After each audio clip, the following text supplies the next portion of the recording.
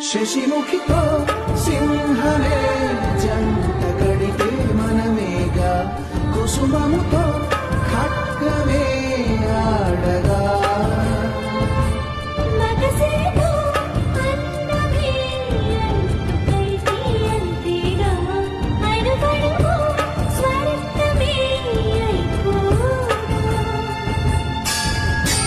శాసనాలు ఆపచాలని తాపముందిగా